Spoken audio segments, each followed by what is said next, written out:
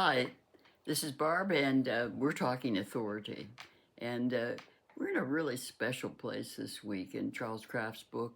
We're talking about uh, the family. And it is the best source material I've ever seen that really outlines the responsibility, particularly of the father, dad, the husband in the household. And it's a spot that it carries more responsibility than privilege. The husbands are assigned to use their authority as Jesus did, to love, to serve, and to give themselves to and for their family. That is the assignment.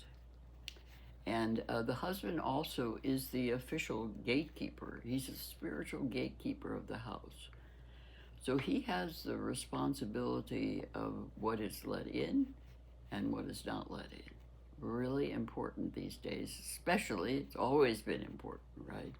But particularly now, there's such a plethora of negative influences that can come in through screens, through games, through all sorts of ways, right? So it's particularly important for the husband, the dad, to take responsibility and to be aware of it, because that is the position that God has given him. It is a position of great responsibility when you think about it, because he is the authority who sets the spiritual tone in the household. Not supposed to be the women's job. It's dad who has responsibility for opening the door to those things that come in the house or shutting the door.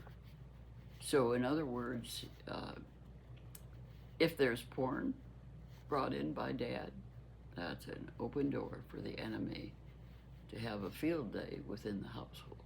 That's the way the enemy works. He's a legalist. If he has an open door, you can bet he's going to use it. So I just want to encourage you to take a look at the book, the material that's on the website, and think about that. Think about the beauty of your position as a dad or a husband, but also the responsibility you have to protect your family. You are to be the gentle protector. And I'm sure there are lots of dads out there saying, oh, I do that all the time. And you will be blessed by the Lord because of taking that place in your family. And I hope that everybody does. I hope that this just touches a few people out there that say, oh, I've been slacking on that one. I'll have to shut those doors so my kids and my wife are protected from any of the enemy's plans. So I pray that for you today. I pray that your spirit is alive, alert, and astute.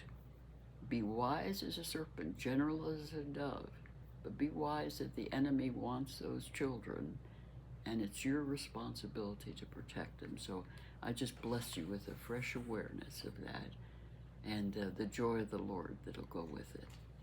In Jesus' name.